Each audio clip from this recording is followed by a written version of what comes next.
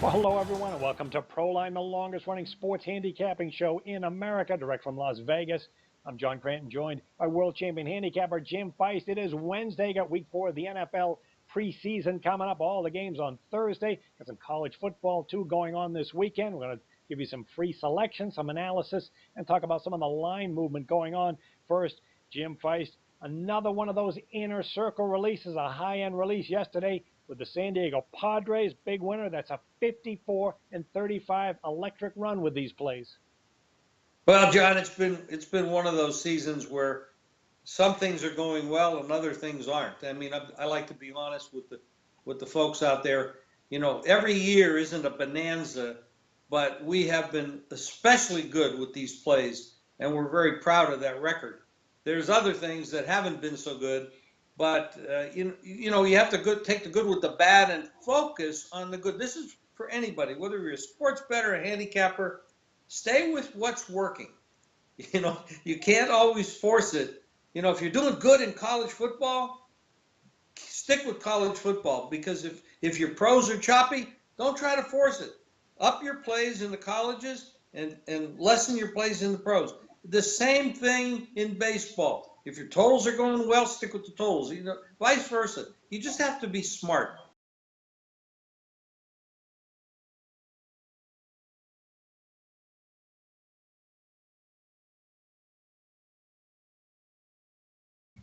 That's right. And Jim has another one of those inner circle releases going tonight. You can get that on the website. And when you purchase it, just click in JIM50, JAM50, and you get 50% off that and every other play on the package site that you purchased.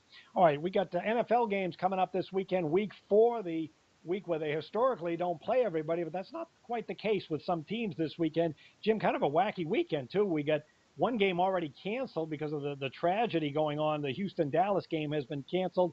And then the Carolina Panthers have some interesting news with Ron Rivera saying he's not sure how Cam Newton's going to perform coming back from that shoulder surgery.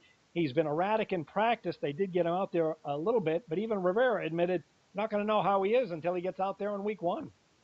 Well, he's gonna be a project, because he's made a lot of headway in his career, both college and pros, with his legs. He's a big guy. He's about 6'5", weighs a lot. He can bowl over a lot of defenders, but that requires taking a lot of hits as a runner. Now, he's not going to be able to take that kind of pounding throughout his career, or he's going to have surgery after surgery. The one thing about Carolina is they have some pretty good backups, and preseason, I don't think it matters too much. The question is what happens in the regular season, which is what I'm sure he's concerned with, because these games don't count unless you happen to bet on them and you win or lose. So then it does count. Now, I wasn't impressed with Cam. Of course, last year he was a little off. Years before, he was absolutely amazing. But there's the touch pass issue, the running issue, the shoulder issue, a lot of issues. The guy's an athlete. He thinks he's stronger than he is, because those guys on defense will beat you up if you're going to have to run. If he has to run the ball to be successful, his career might come to an end very quickly. Oh, that's a good point. Yeah, he's one of the dual threat quarterbacks that NFL teams, in a sense, they're looking to go that direction, to have a multi-purpose attack. On the other hand, guys like Brady and even Andrew Luck, they're not that mobile, but they can still lead pro-style attacks and win Super Bowls, as we just saw, and with Matt Ryan, too. So it is kind of a new way of looking at things. Teams want quarterbacks that are multi-threats. On the other hand, there's nothing wrong with the old style either that gets it done. All right, before we go to the more NFL games, we've got the Vikings game we're going to talk about. I just want to jump in on a college football game that's going on Thursday. This Buffalo-Minnesota game is interesting. Quite a bit of line movement on it Thursday night. Totals come way down, 53-50, and the total went down 53-50, and the side has gone on the underdog here, 28-25. And, I agree with the total, but not necessarily the side, because this Buffalo program, they're stepping up in competition here against the Big Ten. They've been rebuilding, winning 5-2 games these last 3 years. They were last in the MAC in points scored last season, and the run defense was worst in the country, 124th. They stepped up once last year. That was against the ACC in Boston College. They got steamrolled. 35-3. They're on a 4-11 spread run. And I like what I see with this Minnesota team. They were very good last year, winning 9 games.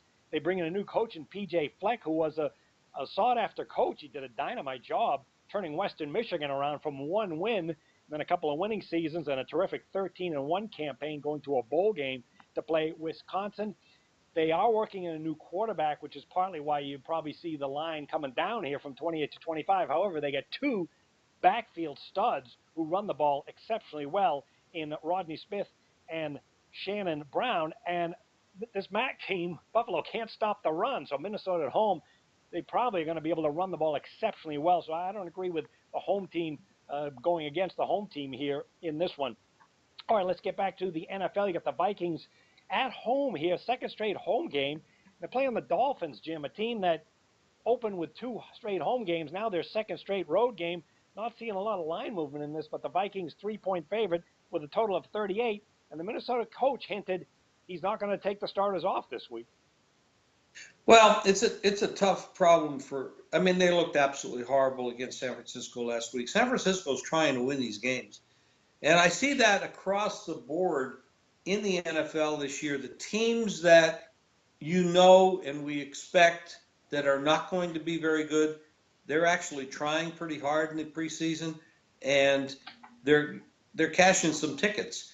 And you saw that with San Francisco last week. You're seeing with the Bears a little bit. Even the Jets have cashed a ticket. So you're seeing it across the board with the really bad teams and the good teams. I mean, Minnesota and Zimmer has always been really good in preseason. Incredible, actually. Yeah. But when Zimmer looks out there and he sees this player going down and that player going down, not only from his team, but from other teams, there's a lot of doubt about what's going to happen if he goes out there with his starters and plays them hard.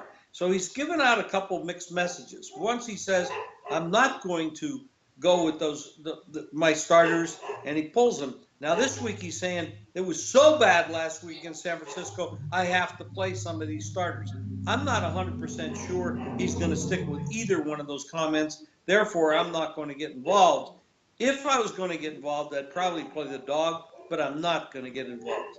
Yeah, the only thing he alluded to as far as being open about something would be that he wasn't happy with last week's performance.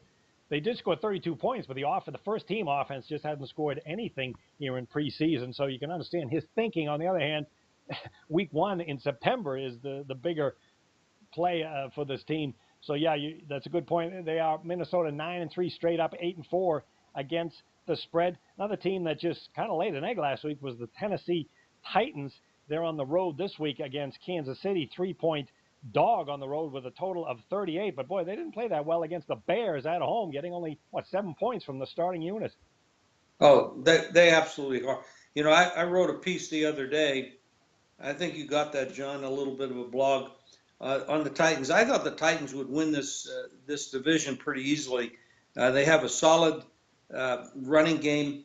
The offensive line looks impressive. Mariota, I was expecting to have come back this year and have a really good year. And the solid coaching staff, I feel. Oh, yeah. But, boy, I tell you, they looked rough. And, I mean, there's nothing in this division that really inspires me. You got Andrew Luck. Nobody knows.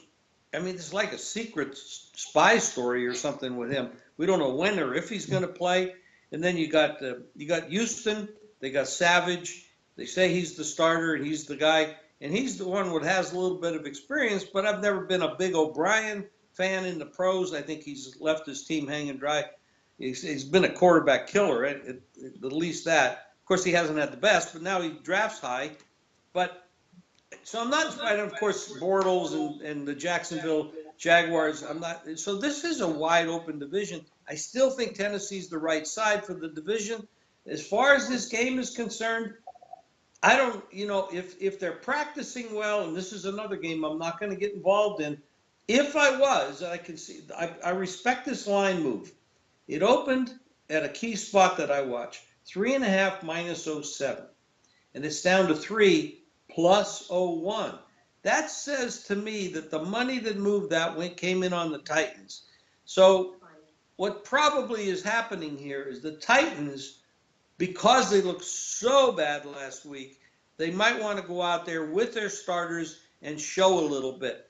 Where Kansas City probably, with that big game coming up, I mean, guess who they play on Thursday night? It's New England in New England. Good luck. So they're going to have to. They might just settle back and say, okay, we're not going to do much in this game. We're going to get ready for New England. Maybe we'll throw a couple guys out there for a few plays in the first quarter, and that'll be it. So it's probably the right side with Tennessee. Yeah. That would be the only thing I would do. I do respect that line move, and I understand the psychology behind it. Yeah, one of the things historically about Week 4 in preseason is the home teams are going to be the favorite, and they historically really don't get the money as much. And it's just a difficult week to handicap as well as for the odds makers to put money on. The biggest game as far as line that we have for this week is a home team. Carolina Panthers we're a 4.5 point favorite, 4 now against Pittsburgh. That's a big number for Week 4 preseason. And the biggest line movement on the board happens to be with a total. Get this Arizona-Denver game. Total went from 38.5. I'm seeing some 35.5s. Kind of makes sense in that both teams are really loaded with defensive talent across the board. The Denver quarterback situation is just a huge question mark. And then there's the vanilla game plans for Week 4. Do these teams really care about showing too much on offense? But again, that is a low total for preseason. Well, these guys are both contenders to win their division, the Cardinals and the Broncos, and there's really no reason at this point. They both know who their starting quarterback is. They just want to keep people healthy. Maybe throw a couple sharp plays out there in the beginning. And you got to remember, though, the squads are lighter this week because they've had some cuts. They've cut down quite a bit. Now, so the line move has gone from 3.5 down to 2.5 and 2 in other places.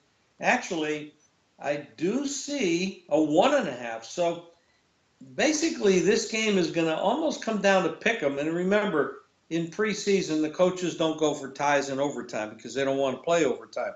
So 3 is not that strong a number to have.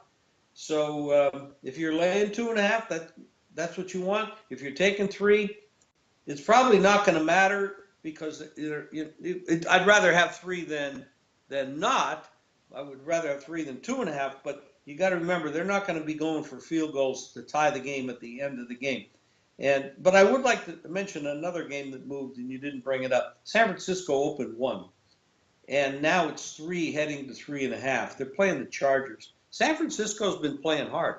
I mean, they played hard last week against the Vikings. They played hard in 2 of the 3 games that they played. And, they got that young coaching staff against the Chargers. This doesn't mean anything to the Chargers. The Chargers have boy, there's a lot of question marks around this, especially since they moved out of their city. Now they're the LA Chargers. And so this looks to me like I respect this move. This is a big move. You go from 1 -07 to 3 -15. That's a big move. And I would have to say, if I'm going to give you guys a play, if you can still find somebody out there less than 3, boy, I think that's a bet. All right, and if you want to get free plays every day on a recorded message from our Vegas experts, it's free. Just pick up the phone and call 888-294-1970. Jim, there's another way they can get them right to their cell phone every single day. This is the easiest way. You don't have to deal with telephone calls. Just text GAME, G-A-M-E, to 64600. All right, that'll do it for the Wednesday edition of Proline. We'll be back on Thursday to examine all the games as well as some more college football. Good luck for the games, everyone, and we'll see you then.